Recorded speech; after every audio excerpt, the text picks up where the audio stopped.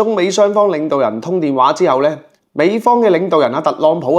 就隨即主動打電話俾高市早苗。唔通特朗普都因為高市早苗嘅錯誤涉台言論，想鬧爆高市早苗？睇怕美方嘅心思呢，唔係咁簡單㗎。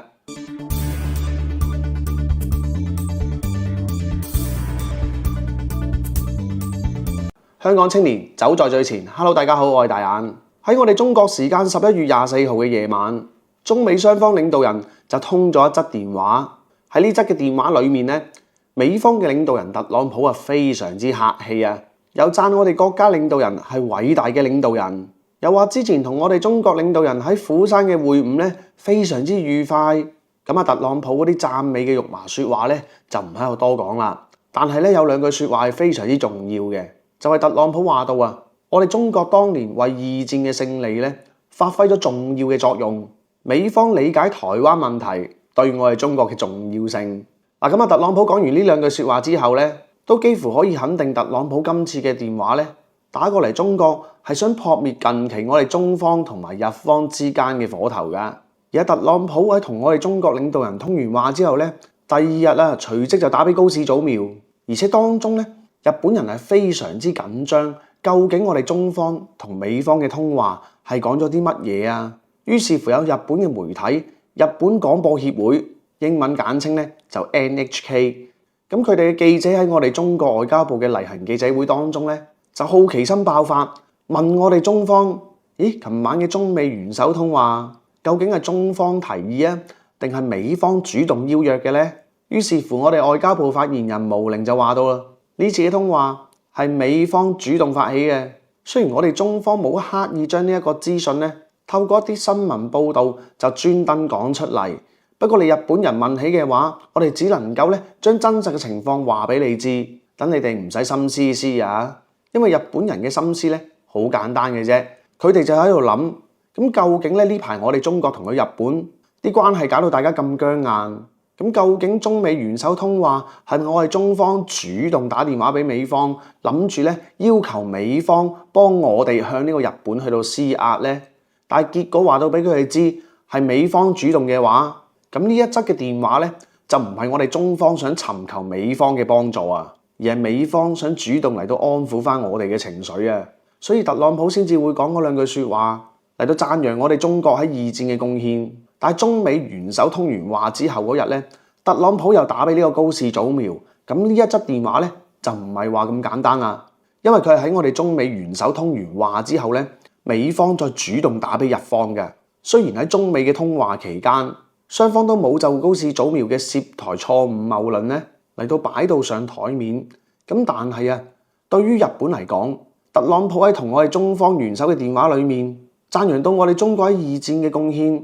同埋佢理解台灣問題對我哋中國嘅重要性，呢兩句説話就可以話到俾日本知道，今次嘅中日外交風波，就算美國唔係企喺我哋中國一方都好，但係起碼美國喺今次中日嘅外交風波上面就唔係完全企喺日本嘅一邊啦。而特朗普喺電話裏面，究竟佢同高市早苗講咗啲乜嘢呢？高市早苗自己都不便透露講到，咁可想而知。呢一則電話就唔係話打去俾高市早苗話，喂，我特朗普而家撐你你講得啱台灣有事啫，你日本有事特朗普絕對唔會同高市早苗講呢啲説話噶，相反有可能係特朗普喺呢個電話裏面就向到呢個高市早苗嚟到施壓，或者就斥責佢噶。咁斥責佢啲咩就有可能同高市早苗講，喂，你而家毛都未生齊，你同中國去到玩嘢？中國咁多東風快遞飛機大炮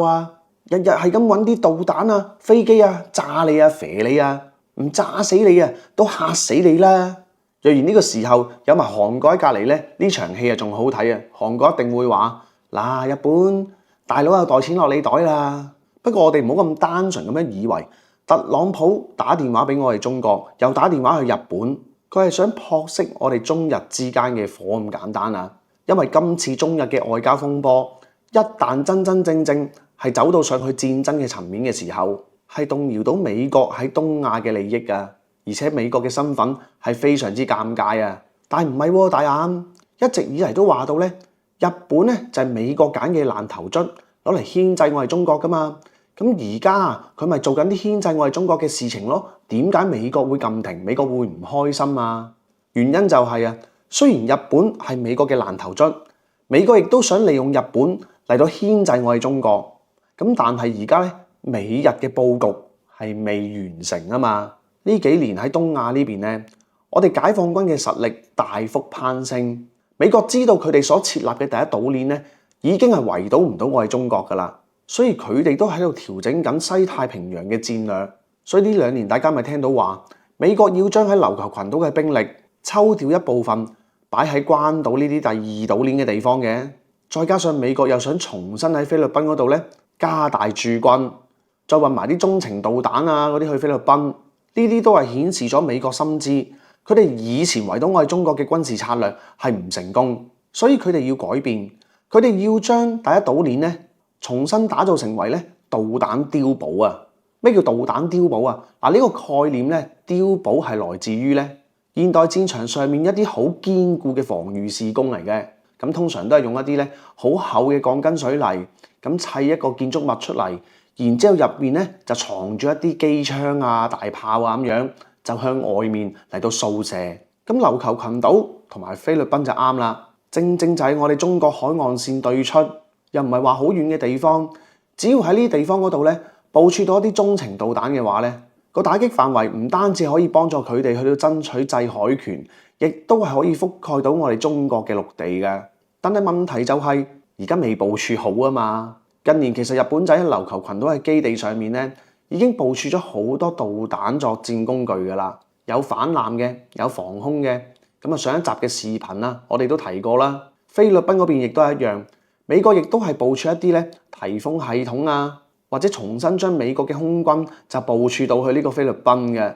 咁佢哋嘅目的都係想咧利用菲律賓嚟到圍堵我哋中國嘅南海。而雖然美軍嘅軍力暫時睇個紙面數據嘅話咧，都仲係全世界嘅第一位。不過有一樣嘢咧，美國係明白㗎，就係二戰佢哋係點樣勝利嘅？靠嘅唔單止係佢哋嘅武器數量眾多，軍人數量眾多。最重要嘅係當年美國之所以打贏二戰，不論喺歐洲戰場或者喺亞洲戰場都好，美軍係因為當年有強勁嘅工業體系喺背後支撐住佢哋，源源不絕咁樣去到製造武器、製造軍艦、製造飛機。所以就算日本仔偷襲咗佢哋嘅珍珠港，佢哋背後嘅工業一旦加快軍事產能嘅話，咁佢哋就可以源源不絕為佢哋前線嘅部隊去提供彈藥、武器。而日本同埋德國偏偏咧就相反，日本咧係一個缺乏資源嘅國家，所以就算喺1941年佢哋向美國不宣而戰，頭段揾到着數都好，打下嘅時候咧，佢哋就發現憑佢哋緊絀嘅資源，根本就同美國玩唔起消耗戰嘅，因為佢哋要鋼材冇鋼材，要石油冇石油，因為日本嘅本島係唔出產呢啲嘢噶嘛，咁唔止美國㗎。當年蘇聯之所以可以反攻呢個德國，都係托賴佢哋背後有強勁嘅工業製造能力。所以對於美國嚟講，唔係話唔想用到日本嚟到牽制我哋中國而係未係時候啊。佢哋原本已經一心諗住咧，盡可能地將日本去到武裝。日本都算幸福㗎啦，作為一個戰敗國，可以擁有準航母，可以擁有 F-35戰鬥機。美國更加係開放咗咧中程導彈呢一個解禁俾佢哋，其實為嘅係咩？就係為咗武裝日本嚟到牽制我哋中國。但係而家啲武裝都未齊全，你日本就咁快叫囂。原本美國都想話好似打機咁樣，等你日本猥瑣發育，唔聲咧嚟到武裝下多啲咁樣噶嘛。你咁快就沉唔住氣，想同中國撩交打，咁特朗普梗係鬧你高市早苗啦。而且除咗軍事層面武器未齊全之外咧，仲有經濟層面。而家美國啲經濟都要靠我哋中國嚟到買佢哋啲大豆，仲有啲美債一批一批咁樣到期，咁到時又點算呢？咁喺美國自己嘅經濟都唔好，打下關稅戰都要同我哋中國嚟到講和，喂，不如大家停一年唔好打咯。背後其實就帶出咗美國自己都傷痕累累。佢都想喘啖氣先再嚟過㗎。再講打仗有好多高科技嘅武器，都需要用到稀土。而美國呢排咧亦都因為我哋中國喺稀土上面嚟到反制佢，搞到佢都冇晒符。所以最近我哋中國同日本拗到咁痕啊！美國一個海軍上將話到啊，我哋中國喺造船嘅產能上面啊，係擁有巨大嘅優勢嘅，因為我哋一間大型嘅船廠個產量就超過咗整個美國所有造船業一年嘅產量啦。而美國海軍嘅艦隊數目咧，仲喺度萎縮緊。而呢啲説話唔係話講到俾我哋中國聽嚟到讚美我哋嘅，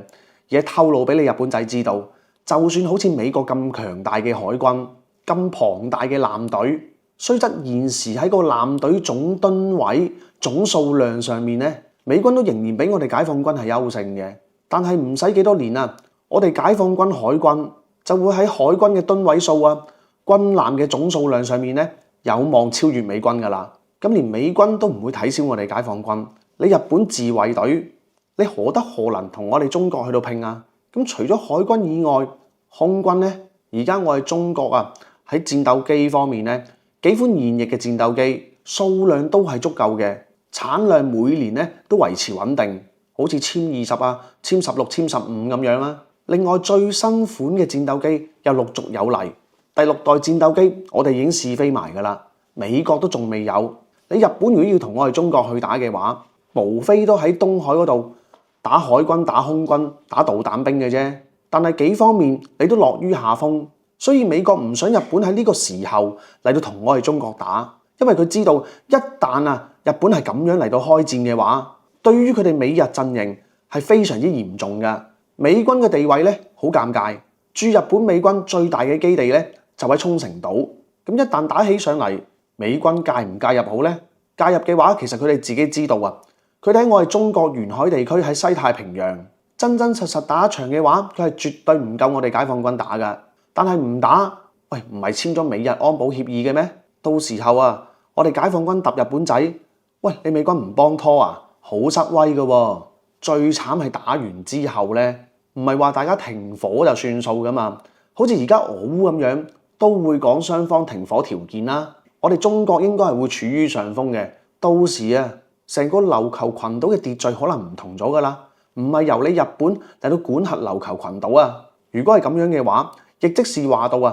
第一島鏈入面關於琉球群島嘅呢一連串島嶼，首先日本自衛隊嘅基地一定會冇晒，跟住落嚟到美軍基地，咁有可能美軍基地可以保留嘅，咁話晒佢哋都係聯合國嘅5常之一啊嘛。況且打完2戰之後咧，琉球群島係明確交俾聯合國去到管理㗎嘛。咁但係到時候係咪得美國一家去管理呢？我哋中國一定係有份㗎，我哋一定到時點都叉隻腳落去㗎。咁到時日本再次戰敗呢，咁關於佢哋想解禁集體自衛權嘅話，呢個想法真係可以永不超生㗎啦。冇話集體自衛權啊，到時日本仔淨係可以返屋企自衛權㗎咋。雖然美國係有想利用日本仔嚟到打倒我哋中國，或者叫做牽制我哋中國，但係喺呢個時候絕對唔係一個好嘅時機。不過美國人咧係唔會放棄呢個諗法㗎。首先可以削弱我哋嘅經濟，可以令到我哋嘅經濟環境變差，影響到我哋中國嘅出口。同時間其實日本要明白一樣嘢，點解美國要利用到你哋嚟到牽制我哋中國啊？美國現時係全世界第一大經濟體，咁第2大邊個啊？就係我哋中國。第3大咧咪你日本咯。咁美國不嬲都好驚有其他國家能夠超越佢，成為呢個世界上第一大經濟體噶嘛。咁所以在於美國嘅立場，最好咧全世界第2同第3大嘅經濟體咧之間嘅矛盾可以無限升級，上升到去打仗嘅層面。只要有呢一仗嘅話，咁可能第2大同第3大嘅經濟體咧又要花多幾十年先至有機會追趕得上第1大經濟體，即是美國。再講而家呢個年代大家都喺度追趕緊高科技，而日本喺高科技產業上面佢哋都唔係弱㗎。曾經世界上面3大晶片製造商都係日本㗎。咁嗰陣時咪引到美國要搞佢咯。咁而家雖然話美國對我哋中國嘅晶片係有限制，但我哋喺度奮力追緊。咁所以對於美國嘅立場嚟講咧，你日本以前做晶片咁勁，雖然係削弱咗啫，但係都仲有少許嘅實力㗎。另一邊廂，中國又追趕緊，未來有機會超越佢哋㗎嘛。而中國台灣咧，本身佢哋出產嘅晶片亦都係多㗎。所以早幾年美國咪想將我哋中國台灣省嘅晶片廠搬晒過去美國，咁只要咧利用台灣省嚟到挑起中日之間嘅恩怨，再繼而升級到動武，咁美國人就可以重新掌控晒全世界嘅晶片行業啊！所以高市早苗喺美國嘅佈局未完成之前，為日本引嚟滅頂之災嘅話咧，實情係打亂咗美國人嘅佈局㗎。咁所以啊，特朗普咪要打電話嚟到問候啊高市早苗咯。咁今日我哋影片咧就到呢一度啦，希望大家繼續支持我哋頻道，拜拜。